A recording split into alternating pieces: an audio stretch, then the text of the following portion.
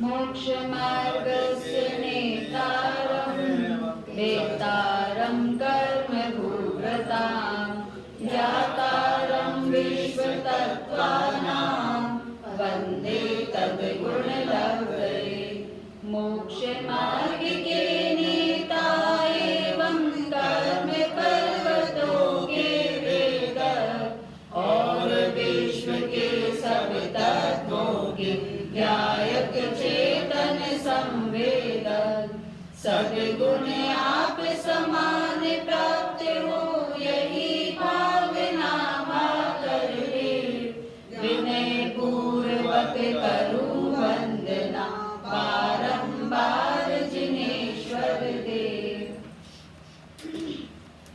द्वितीय अध्याय अपना समापन की ओर है और बहुत ही सुंदर विषयों के माध्यम से हमने इसमें चर्चा करी।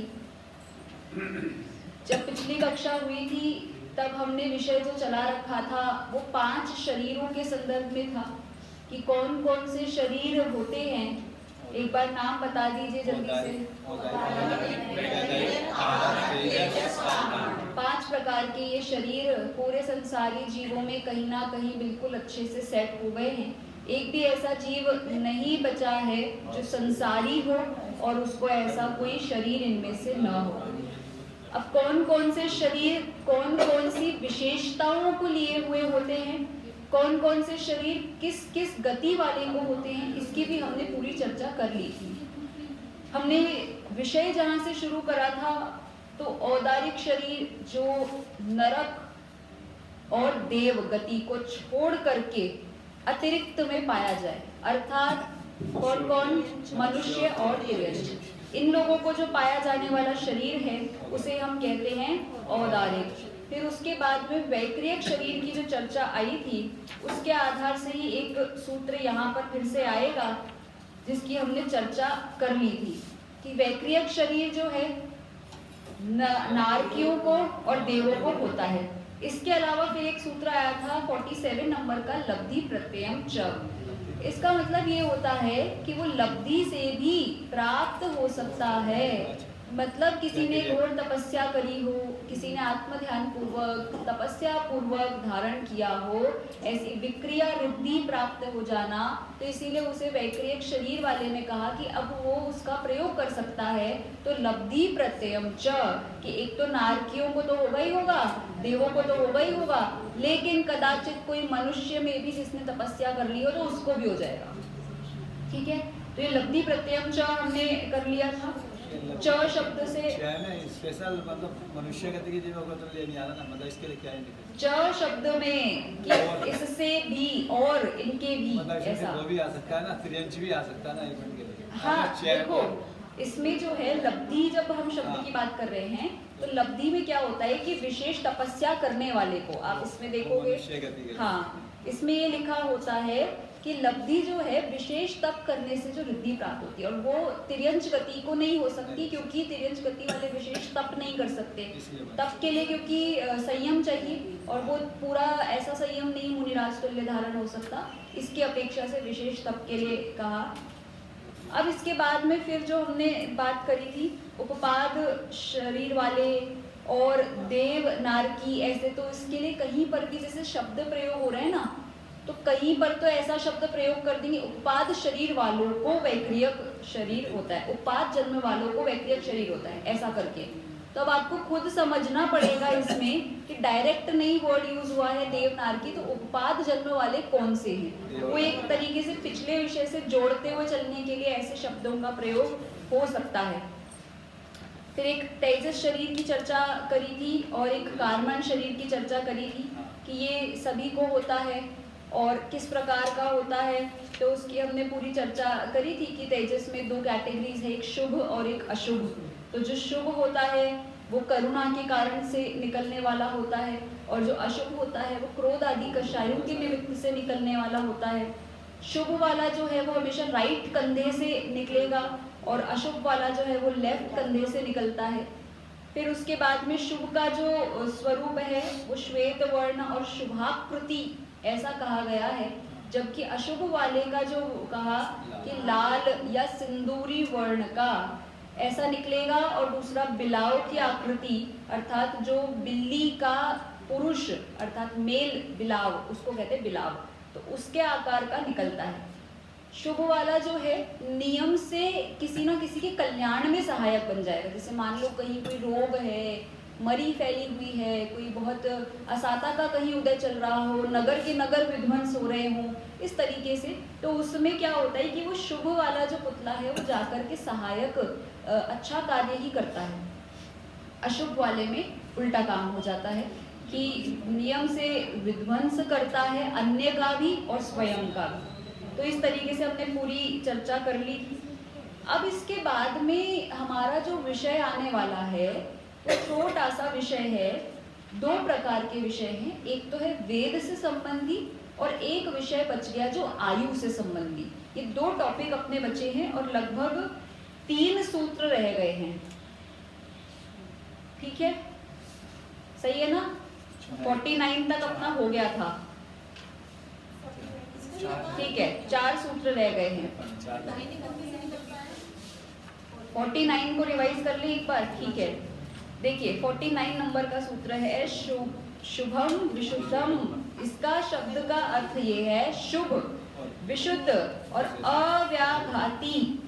चाहारकम प्रमत्त संयतस्यैव। आहारक शरीर की कुछ विशेषताएं बता रहे हैं और ये विशेषताएं सभी प्रकार के आहारक शरीरों में पाई जाएगी। तो आहारक शरीर की विशेषताएं क्या हैं? पहली विशेषता शुभ, क्योंकि आपको जस्ट ऊपर वाले सूत्रों में ये बता करके आ गए ना कि तेजस 2 टाइप का होता है, शुभ और अशुभ। तो आपको ऐसा कंफ्यूजन ना हो जाए कि आहारक भी 2 टाइप का होता है, ऐसा नहीं है। तो इसलिए पहला ही शब्द दे दिया शुभ, शुभ ही होगा। फिर विशुद्धम, कि ऐसा विशुद्ध, बिल्कुल शुद्ध, जिसमें कोई मलिनता नहीं है। मतलब कि ऊपर फिर आपको बताया था कि तेजस में 2 टाइप के हैं, अच्छा होता है, एक विशुद्ध होता है। तो इस तरीके से कंफ्यूजन अवॉइड करने के लिए 2 विशेषण दे दिए कि आहारक शरीर नियम से विशुद्ध ही होगा, उसमें कोई मिलावट नहीं होगी, कोई दोष नहीं होगा, कोई विकृति नहीं होगी, कोई नाश करने वाला नहीं होगा, अच्छा होगा।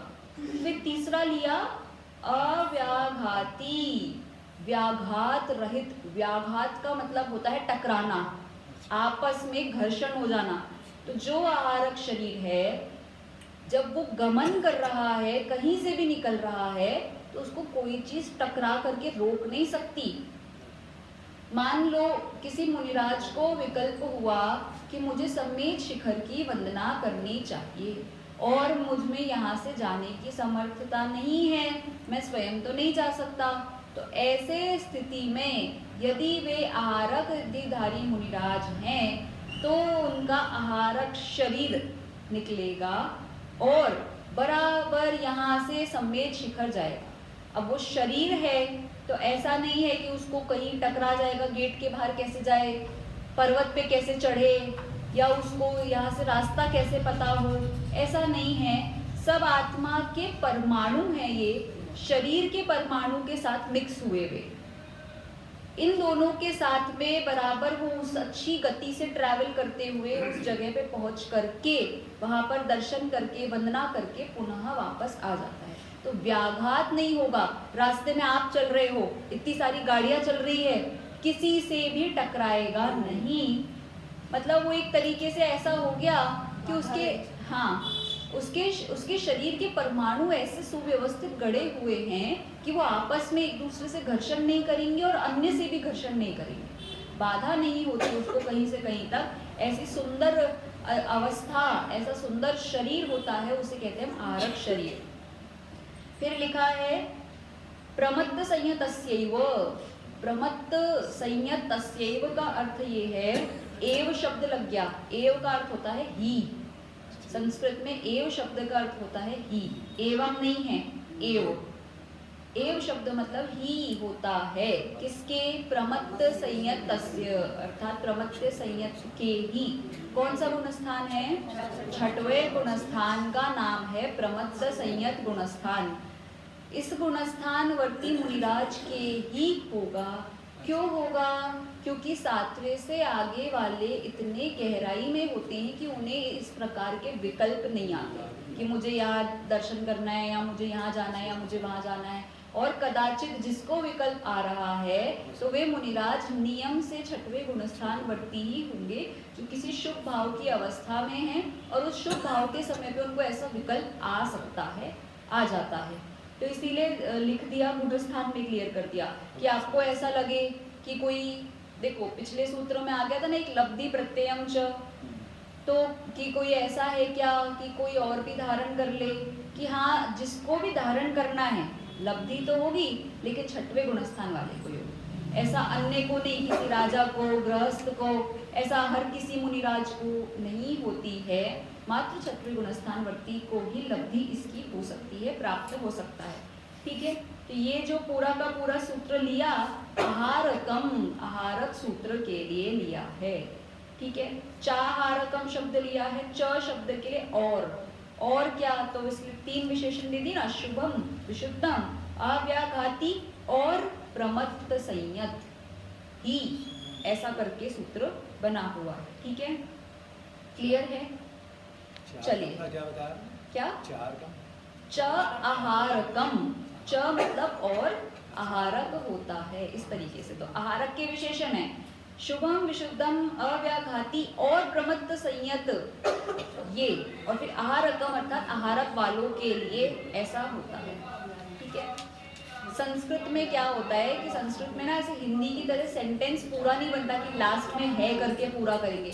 संस्कृत में जो होता है वर्ड्स को आगे पीछे जहाँ सेट किया जा सके वहाँ सेट करके सूत्र बनाए जाते हैं, कहीं से भी निकाल लो उसकी विभक्ति के हिसाब से अर्थ निकल आएगा। तो इसलिए संस्कृत में ऐसा सेंटेंस फॉर्मेशंस हमारे हिंदी की तरह नहीं होती कि लास्ट में है, आहारक है, ऐसा लिखना चाहिए था, ऐसा नहीं होता। संस्कृत इसीलिए संक्षिप्तीकरण के लिए प्रसिद्ध है कि छोटा कर देती है सेंटेंसेस को, हम बड़ा बड़ा सेंटेंस बनाते हैं हिंदी में, तो इसलिए विभक्ति के हिसाब से हम निकाल लेंगे कि आहारक वालों की बात हो रही है। ठीक है, आगे चलें। अब देखो क्या है, गतियों की बात हो गई है, शरीरों की बात हो गई है, जन्म के प्रकारों की बात हो गई है और योनियों की बात हो गई है। इन सब को मिक्स करते हुए जो विषय बन गया हमारा वो हमने चर्चा कर ली। अब एक विषय और लास्ट में हमारा रह गया है, वो है वेद का, कि ये जो जन्म वाले आपने बता दिए, गतियों वाले भी बता दिए, इनको कौन कौन से वेद होते हैं। अब वेद मतलब क्या है ये समझ लो। वेद मतलब जिसे हम समझते हैं सामान्य रूप से जेंडर, पर इतना सामान्य नहीं समझना है। वेद का मतलब ये होता है पर के साथ रमण करने का भाव। अब वो रमण शब्द से हम समझ सकते हैं भोग संबंधी ही बात हो रही है। तो जो एक स्त्री है वो स्त्री वेद का उदय ये माना जाएगा कि उसको नियम से पुरुष वेद के साथ रमण करने का भाव होगा। जो पुरुष वेदी है उसको स्त्री वेद के साथ रमण करने का भाव होगा, और जो नपुंसक वेदी है उसको दोनों के साथ रमण करने का भाव होता है।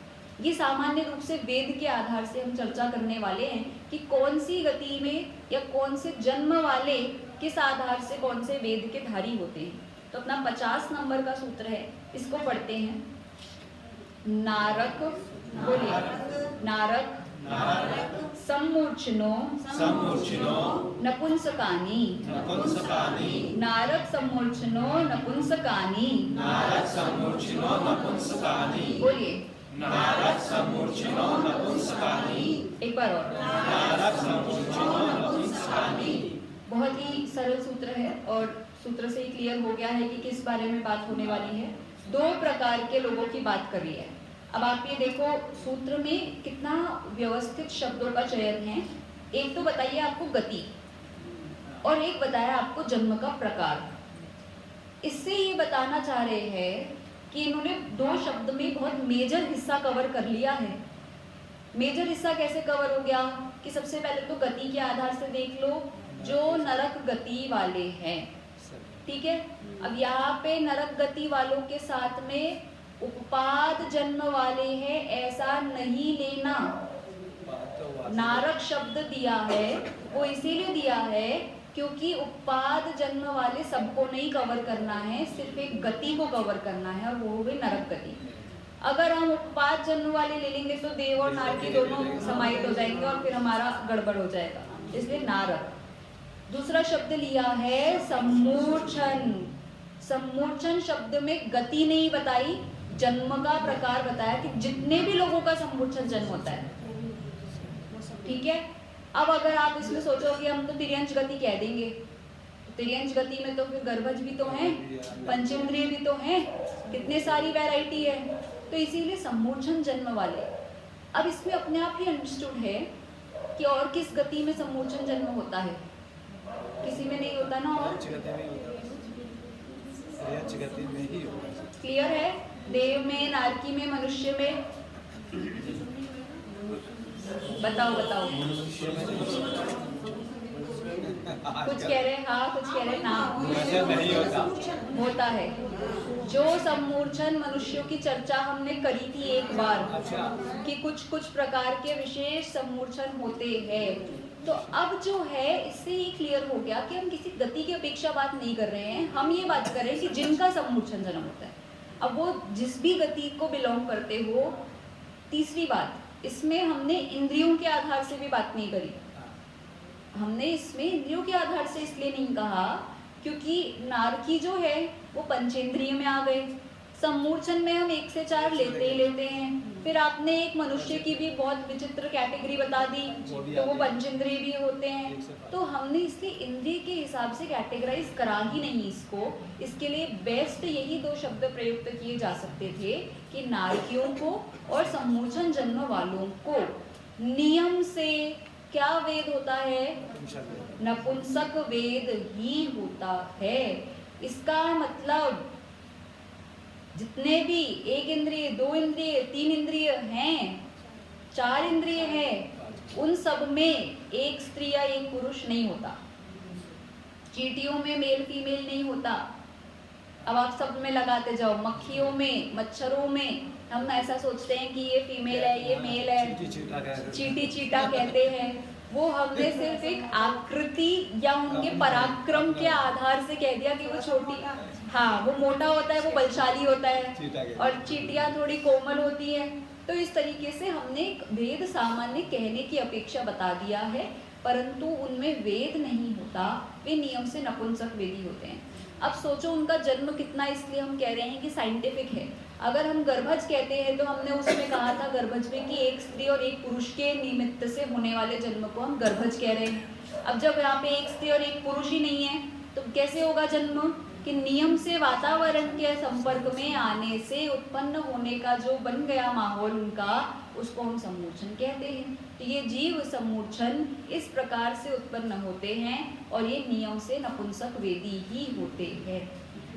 ऐसे ही नारकी, नारकियों में भी नियम से नपुंसक वेद होता है। वहाँ पर फीमेल नारकी और मेल नारकी, स्त्री पुरुष इस तरीके से नहीं होते हैं। सामान्य सब जीव जो हैं नारकियों में, वे सब इसी प्रकार के होते हैं। ठीक है, क्लियर हो गया। अब अगला चलो कि बाकी के रह गए अभी तो बहुत सारे। तो 51 नंबर का सूत्र दिया है, न देवाहा। बोलिए, एक बार और, एक बार और। देखो बहुत सरल सूत्र है और पिछले वाले सूत्र से कनेक्ट करते हुए ये वाला सूत्र लेना है, न देवा। कि जैसे ही आपको बताया नारकी और सम्मोचन, तुरंत अपने मन में आ गया ना क्वेश्चन कि उपाद जन्म वाले को ले लो, देव कहाँ गए, तो इसलिए बता दिया देव नहीं। देव नहीं, क्या नहीं, नपुंसक शब्द से लेना कि देवों में नपुंसक नहीं होते। तो क्या बचा, क्या बचा, स्त्री वेद और पुरुष वेद 2 बचे ना। तो मतलब ये क्लियर कर दिया कि नपुंसक वेदी नहीं होते, तो स्त्री वेद और पुरुष वेद ही होते हैं। कहाँ पे, देवों में। देवों में कोई भी नपुंसक नहीं होता। देखो क्या है, ये जो 3 प्रकार के वेद है ना, तो इनमें क्या है, कुछ कुछ पुण्य के आधार से है। ये सबसे ज्यादा अगर पुण्य की बात करें तो पुरुष वेद को सबसे अच्छा पुण्य का माना जाता है। क्यों माना जाता है, क्योंकि मोक्ष वहीं से संभव है, बल वीर आदि पुरुष में ही संभव है। तीसरी बात ये कि पुरुष जो है, हम जब आत्मा की या सिद्ध परमात्मा की चर्चा करते हैं तो हम यही बोलते हैं कि लास्ट में किंचित न्यून पुरुषाकारवत आत्म प्रदेशों का आकार अवस्थित हुआ है। इसका मतलब ये है कि सिद्ध परमात्मा का भी जो आकार है वो किंचित न्यून तो कुछ कम, पर पुरुषाकार आकार होता है, महिलाकार स्त्री आकार नहीं होता है। इस कारण से मोक्ष आदि की जितनी भी संभावना है, मुनि दीक्षा की संभावना है, मुनि दीक्षा की संभावना से गुणस्थानों की संभावना बढ़ जाएगी। अगर आरिका दीक्षा की संभावना कहोगे तो आरिकाएं मात्र पंचम गुणस्थान वर्ती हो सकती हैं अधिक से अधिक, और स्त्रियों में जो है संवनन, अभी अपन आगे आने ही वाले हैं, संवनन शब्द आएगा 53 नंबर के सूत्र में, तब चर्चा करेंगे कि स्त्रियों में संघनन कम होता है और पुरुषों में संघनन अधिक होता है। पुरुष वेदी में सब जगह के पुरुष लगाना, सिर्फ मनुष्य के नहीं, तिर्यंश के भी पुरुष वेदी, जैसे मान लो शेर और शेरनी, इस तरीके से। फिर देवों में भी समझना, इंद्र और इंद्राणी, देव और देवी, जहां जहां भेद पड़ा। तो पुरुषों को विशेष कर से अच्छा माना जाने के कारण से बल आदि में श्रेष्ठ, योग्यता में श्रेष्ठ, मायाचारी से रहित पने से, इस कारण से अच्छा माना गया। अब दूसरे नंबर पे आ जाओ, चलो पुरुष ने सेकंड कैटेगरी मिलती है स्त्री को। स्त्री जो है कि ठीक है एकदम पाप का उदय नहीं है, लेकिन कुछ पाप के उदय के कारण से मायाचारी आदि के फल से स्त्री बन गए। तो स्त्रियों में ये है कि चलो कोई बात नहीं, मोक्ष नहीं जा सकते तो आरिका दीक्षा आदि के माध्यम से संयम अंगीकार करके, सम्यक दर्शन आदि के माध्यम से फिर उसको छेद करके फिर पुरुष बनकर के ही मोक्ष जाना पड़ेगा। तो कुछ ठीक है कि समझ सकती है, कुछ धारण कर सकती है, आरिका आदि बन सकती है, तो इसलिए फिर भी ठीक कहा। तीसरी वाली जो कैटेगरी होती है नपुंसक वेदी, ये कैटेगरी बहुत ही पाप के उदय का द्योतक है। क्यों? क्योंकि संयम आदि अंगीकार करने में कोई इनकी भूमिका नहीं बन पाती है। दोनों ही वेदों से रमण करने की तीव्र इच्छा बनी रहती है और रमण कर नहीं पाते हैं। तो इस कारण से पूरे जीवन भर एक असंतोष की अवस्था, या यूँ कहो कि बहुत ही मानसिक क्लेश की अवस्था से गुजरते हुए जो अवस्था है उसे कहते हैं नपुंसक वेद। तो इसलिए सबसे ज़्यादा हमने निकृष्ट बता दिया कि नारक में हो सकती है और सम्मोचन में हो सकती है, कि ये जो सबसे ज़्यादा दुखी जीव हैं वो यही है। ठीक है, अब देवों में हो गए, तो देवों में इसलिए पुण्य प्रकृतियां विशेष उदित होती हैं, तो वहाँ पे इसलिए नपुंसक है ही नहीं, एक स्त्री और एक पुरुष, इस प्रकार से चलता है। अब इसके बाद में शेषास्त्री वेदाः, एक बार और शेषास्त्री वेदाः। अब देखो इसमें क्या है, शेषास्त्री शब्द से आपको स्त्री स्त्री सुनाई दे रहा होगा, पर शब्द बांट दो, शेषाः त्रिवेदाः, ऐसा शब्द बनेगा। शेष कौन रह गए? शेष कौन सी गति रह गई? मनुष्य रह गई और तिर्यंश रह गई, क्योंकि देव अलग से बता दिए, नारकी अलग से बता दिए, सम्मोचन वाले अलग से ले लिए। अब जितने भी बचे वे सब तीन वेद वाले होते हैं। अब इसमें सुन लो थोड़ा सा क्या काम है। मनुष्यों में सामान्यतः तीन वेद देखने में आते हैं, बिल्कुल सही है, मनुष्यों में तीन वेद, स्त्री वेद, पुरुष वेद और नपुंसक वेद देखते ही हैं। तिर्यंशों में भी जो गर्भज हैं, सम्मोचन के अलावा लगा लो अंडज या गर्भज जो हो गए, वे सब जो है उनमें भी तीन प्रकार के वेद देखने में आते हैं। ठीक है, अब जो है मनुष्यों में हमने क्योंकि ये बता दिया आपको कि भाई पुण्य पाप के हिसाब से कैटेगरी बननी है, तो पुण्य पाप की कैटेगरी में हम जैसे, आप जैसे जो सामान्य पुण्य की धारी है, उनमें तो ये तीन वेरिएंट चल जाएंगे। लेकिन भोग भूमि वाले, वो तो बहुत अच्छे पुण्य के धारी होते हैं, भोग भूमि वाले तो वहाँ पर तीन वेद नहीं होते। भोग भूमि में नियम से दो ही वेद वाले होते हैं, स्त्री वेद और पुरुष वेद।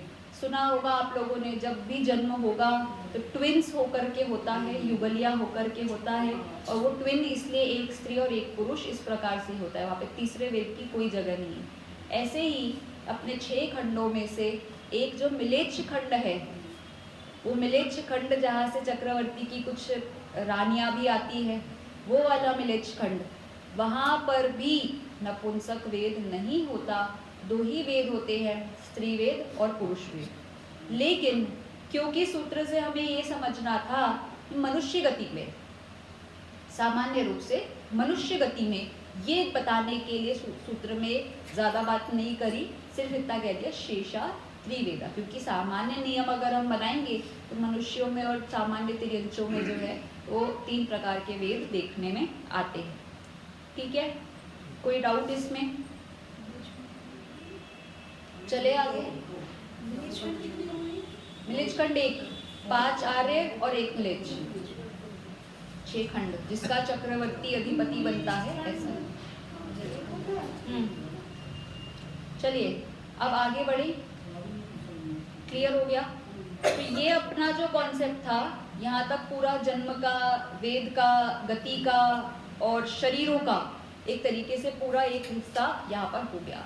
अब आगे जो सूत्र है 53 नंबर का सूत्र, मानो बहुत ही महत्वपूर्ण कर्णानुयोग के विषय से संबंधित सूत्र है।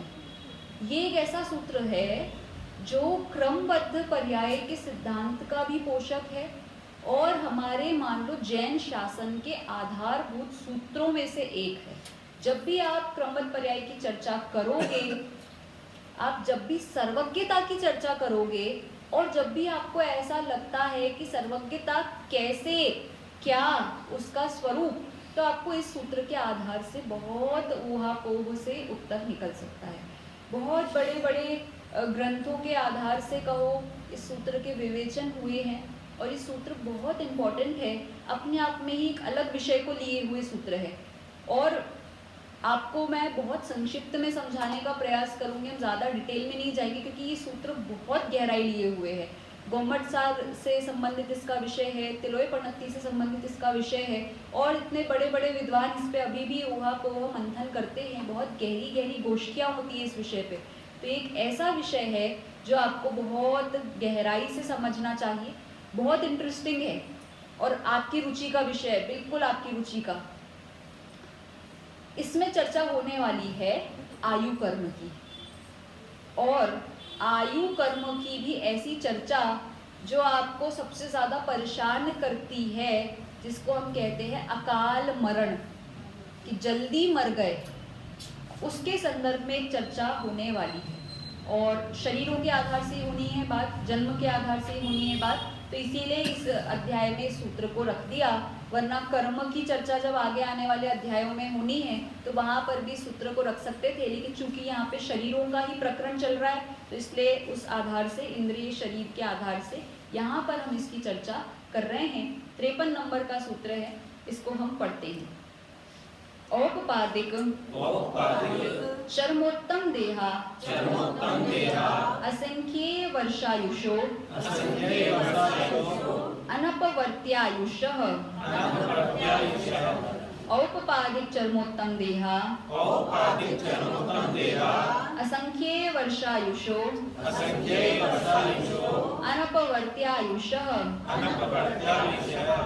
औपपादिक चर्मोत्तम देहा असंख्ये वर्षायुषो अनपवर्त्यायुषः।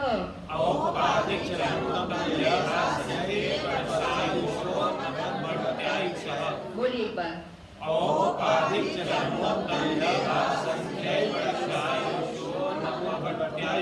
एक बार और।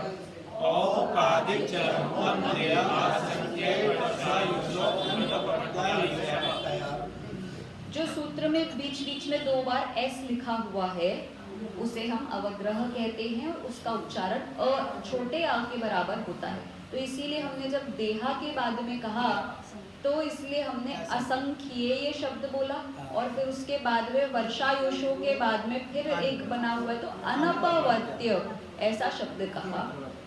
अब देखो क्या है, कुछ लोगों के यहाँ पर हमको चिन्ह बता दिए, किसके लिए बता दिए हैं कि इनकी आयु कर्म की हम चर्चा करने वाले हैं और इनसे अतिरिक्त की अपने आप हो जाएगी। पहला शब्द लिया औपपादिक। औपपादिक क्या है? उपपाद जन्म वाले कौन कौन हो गए? देव और नारकी। अब देखो कितना व्यवस्थित सिलेक्शन हो गया। देव और नारकी अलग अलग नहीं लिखते हुए औपपादिक जिन जिनका भी उपपाद जन्म होता हो, ऐसा कि आपको स्पेसिफाई करने की जरूरत ही नहीं है। देव नारकी अंडरस्टूड है, कोई सा भी नरक कोई सा भी स्वर्ग सब आ गए, ठीक है। अब इसके बाद में दूसरा शब्द है चरम, और अगर हम तीसरा शब्द बनाए तो बनेगा चरमोत्तम। दो शब्द निकालेंगे हम, एक निकालेंगे चरम और एक निकालेंगे चरमोत्तम। चरम शब्द का अर्थ होता है चरम शरीरी। चरम शरीरी, चरम शब्द का अर्थ होता है उत्कृष्ट, सबसे उत्कृष्ट, इससे ऊंचा कोई नहीं। जैसे हम परम बोलते हैं ना, ऐसा चरम। अब ये चरम शरीरी कौन है?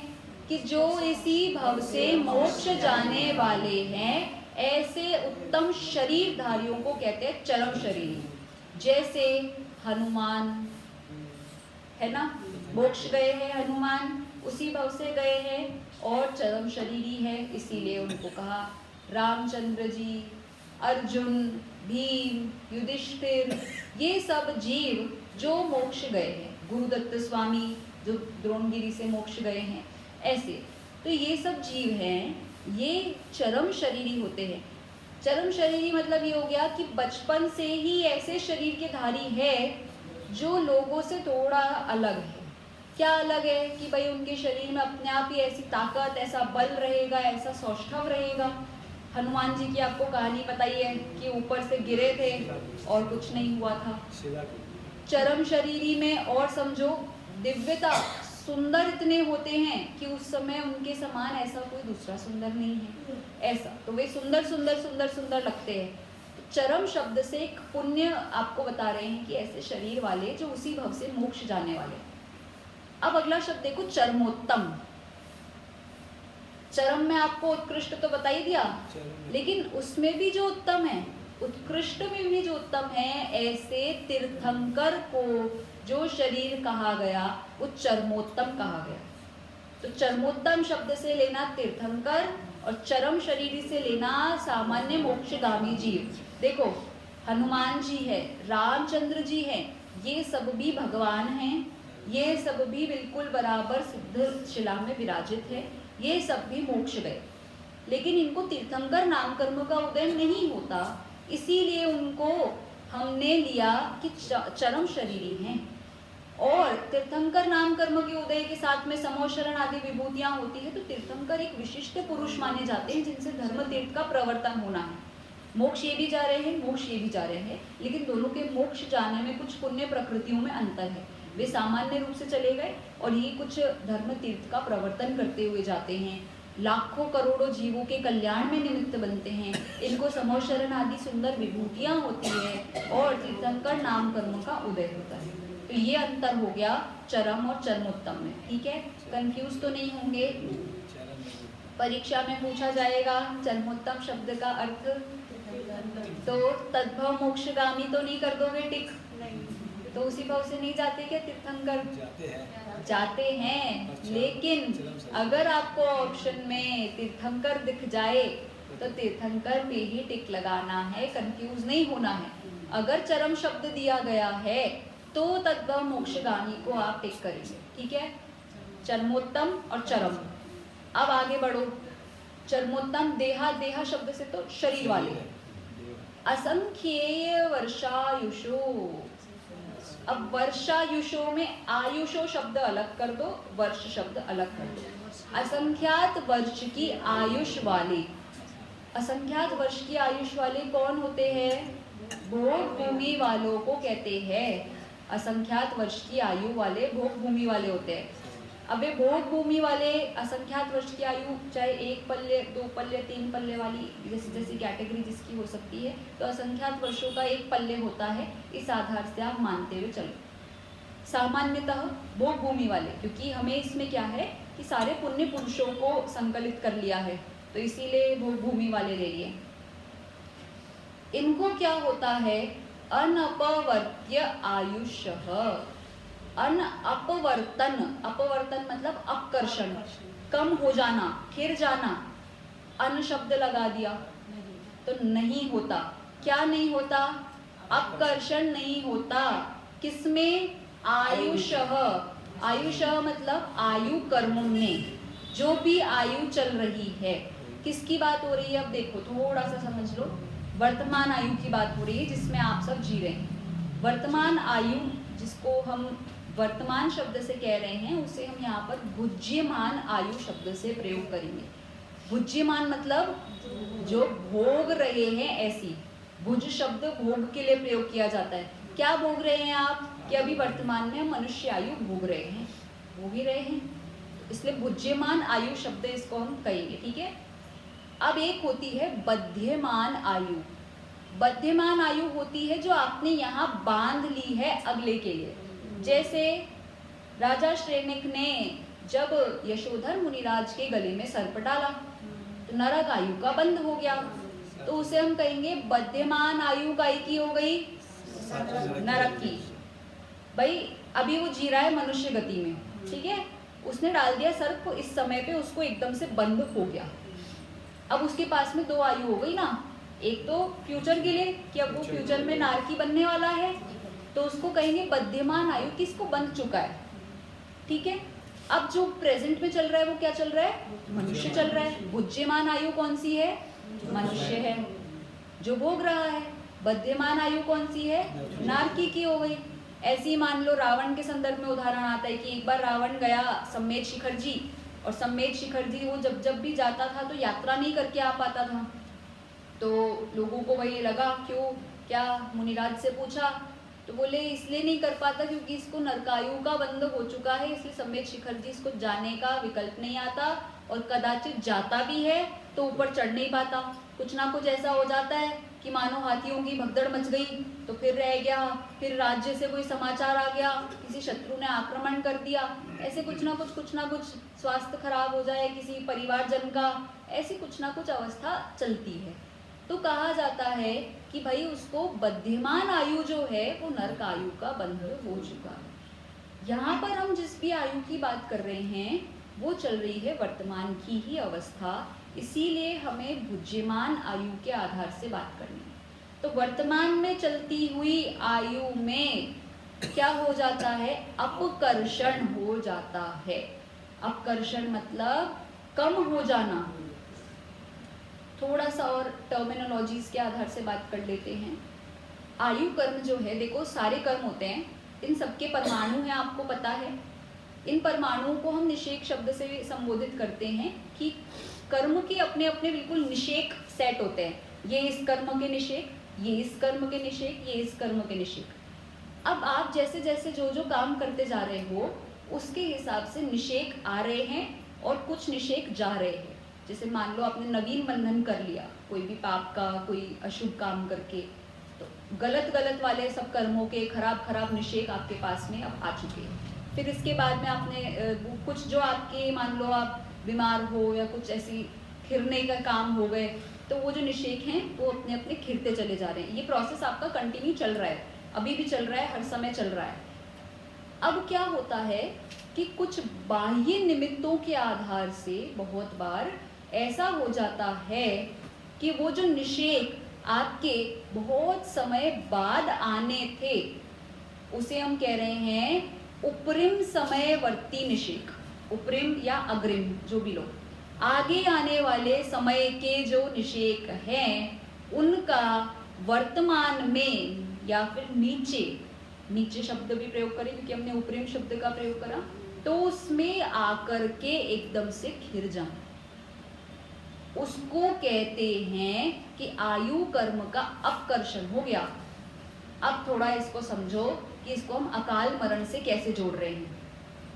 ये जितने भी पुण्य पुरुष हो गए और एक उत्तम संगणन वाले जो हमने इसमें, हाँ, भुज्यमान में ही भी नहीं, भुज्यमान में ही होगा जिस वर्तमान की हम बात कर रहे हैं। इसीलिए तो ये औपपादिक चरमोत्तम देहा ये सूत्र इसीलिए दिया है कि प्रेजेंट में जो है ना, प्रेजेंट में जिसको ये चल रहा है, जो औपपादिक जन्म वाले मतलब प्रेजेंट में जो देव में है, जो प्रेजेंट में नारकी हैं, जो प्रेजेंट में चरमोत्तम देह वाले हैं, उनकी बात हो रही है। और उत्तम संगनन वाले वज्र वृषभ नाराज संवनन वाले। अभी वज्र वृषभ नाराज संवनन क्या है इसको भी समझ लो थोड़ा सा। वज्र वृषभ और नाराज, इसका मतलब ये होता है वज्र के समान जिसके वेष्ठन और कील आदि हो।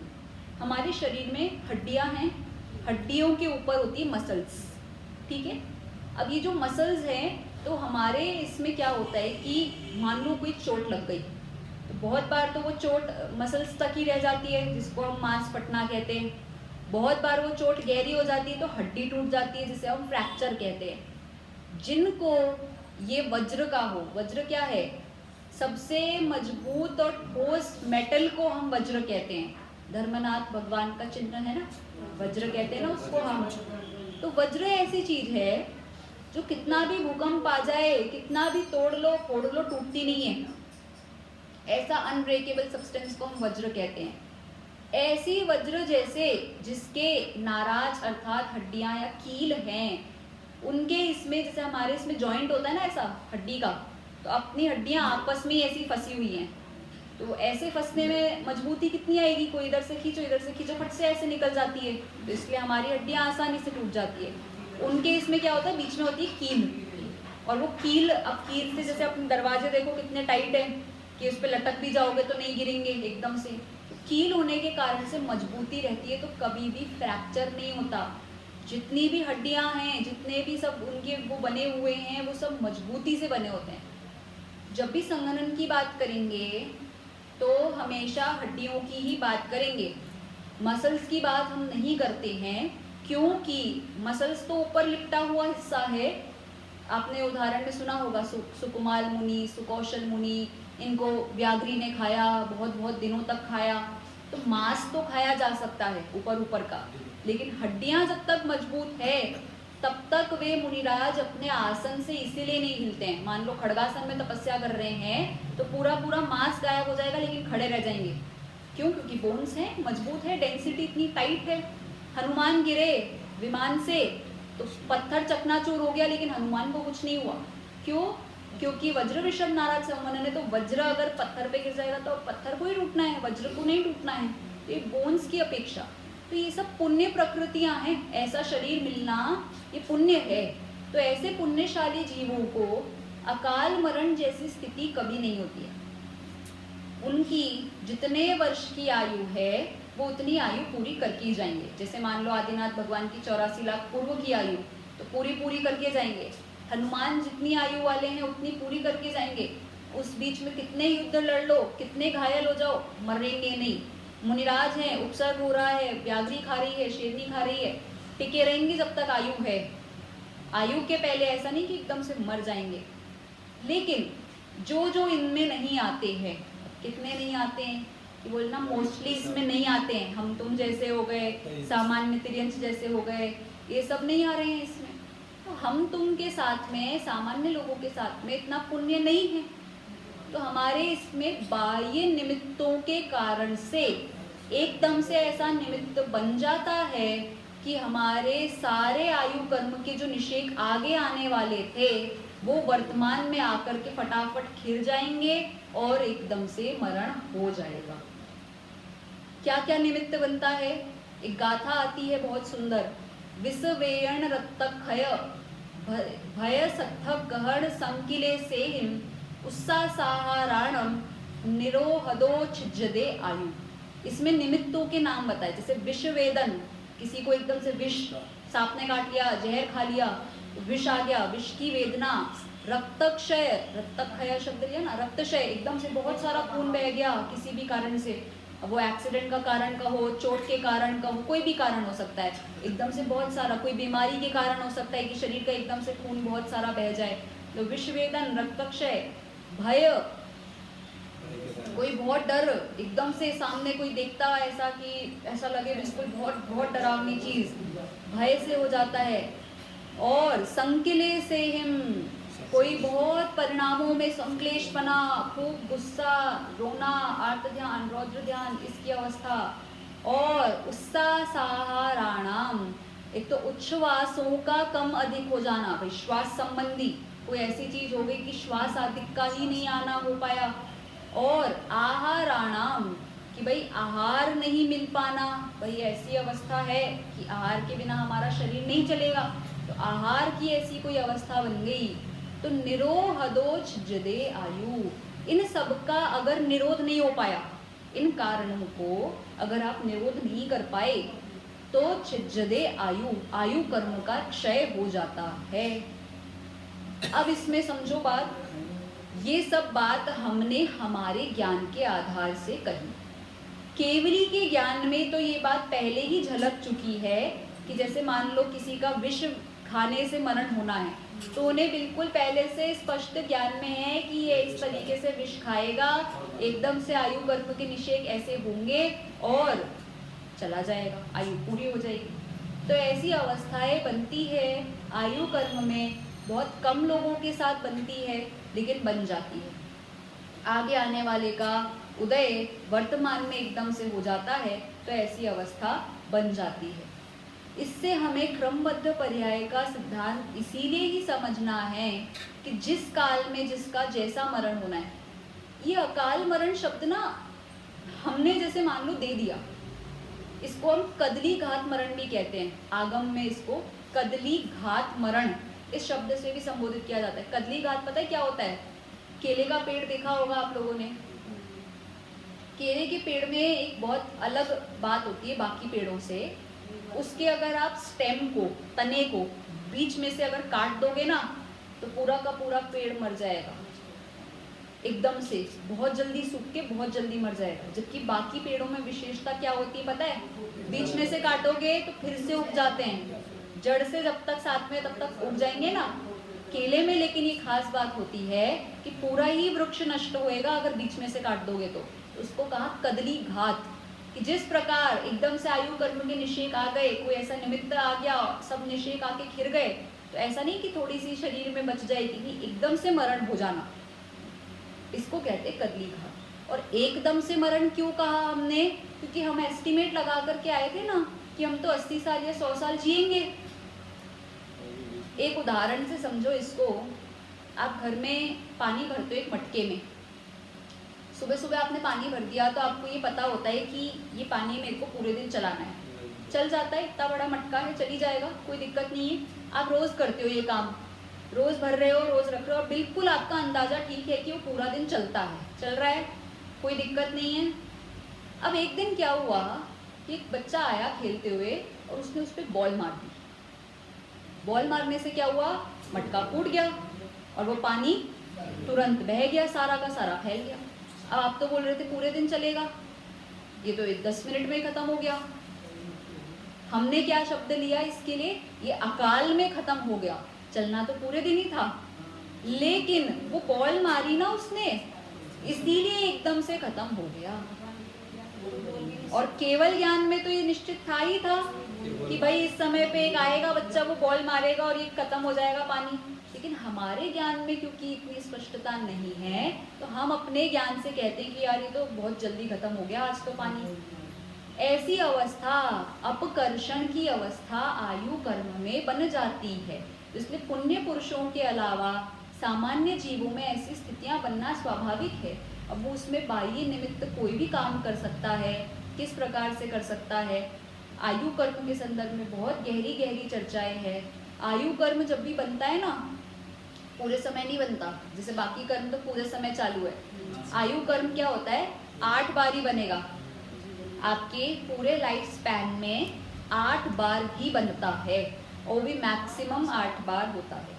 कैसे होता है कि जैसे मान लो हम ऑन एन एवरेज लेकर चल रहे कि कोई व्यक्ति 80 या 81 वर्ष जीते हैं, तो उसको 8 जो है उसके अपकर्ष काल बोलते हैं, उसको 8 टाइम्स जो आते हैं अपकर्ष काल। कैसे आते हैं कि आपकी मूल आयु में से 2/3 हिस्सा निकलने के बाद पहला अपकर्ष काल आएगा। ठीक है, कब आएगा करके बताओ? 54 साल बाद। 54 साल हो गया, ठीक है। 81 में हमने 2/3 करा तो कितना हो गया? 54। तो पहला अपकर्ष काल आएगा उसका 54 साल बाद, उससे पहले उसको आयु ही नहीं बनी। फिर उसके बाद में अब जो रह गई उतनी में से निकालना पड़ेगा। अब टोटल 80 में से नहीं निकालेंगे हम, अब हम क्योंकि 54 तो चले ही गए, हाँ, अब जो बची उसमें से फिर 2/3 करो, फिर उसमें से 2/3 करो, फिर उसमें से 2/3 करो। तो लास्ट वाला जो टाइम आता है ना, बहुत जल्दी जल्दी आता है, बहुत जल्दी जल्दी आता है भाई। लास्ट में 1 साल ही बचा, 4 महीने के गैप से आने लगेगा। तो इस तरीके से 8 अपकर्ष काल आते हैं। बिल्कुल बिल्कुल बिल्कुल। अब जिसको पहले में ही बंध गई उसको आगे के नहीं आते हैं, वो तो एक सामान्य है। हाँ बिल्कुल, एक ही बार बंधनी है। अब जो बंध गई है उसमें उत्कर्षण अपकर्षण हो सकते हैं। जैसे राजा श्रेणिक ने जब बांधी थी गले में सर्प डालते ही नरक का बना, क्लियर है, पर 7वें नरक की बन गई थी। अब उन्होंने बाद में सम्यक दर्शन ले लिया, भगवान महावीर के समूह शरण में गए और बहुत अच्छे अच्छे काम होते गए, उनके सब हो गया। नरक तो रह गया लेकिन वो पहले की हो गई। ऐसा नरक आयु बढ़ने के बाद तो सम्यक दर्शन हो ही नहीं पाता, नरक की आयु बढ़ने के बाद। हाँ, तो इसलिए तो छूट गया ना, छूट के ही जाएंगे, बिल्कुल छूट के ही गए। इसीलिए और मान लो और भी और अधिक कारण उनके जो रहे, तो इसीलिए ऐसी अवस्था बनी कि वो घटना बढ़ना घटना बढ़ना घटना बढ़ना आगे की आयु में चालू रहता है। वर्तमान में तो ये हो जाएगा कि एकदम से सभी कर्म जो है सब निषेक आकर के घिर जाएंगे और एकदम से मरण हो जाता है। ये अकाल मृत्यु वाले का ऐसा होता है, जिसको 1 से अधिक निषेकों में आयु बंदी होती है ना, उसके साथ होता है ऐसा अकाल मृत्यु। हाँ, जैसे 8 का ये ना 8 अपकर्ष काल, 1 से अधिक अपकर्ष कालों में जिसकी आयु बंधी हुई होती है उसके साथ ऐसा होता है। हाँ बिल्कुल बिल्कुल है, वो फिक्स ही।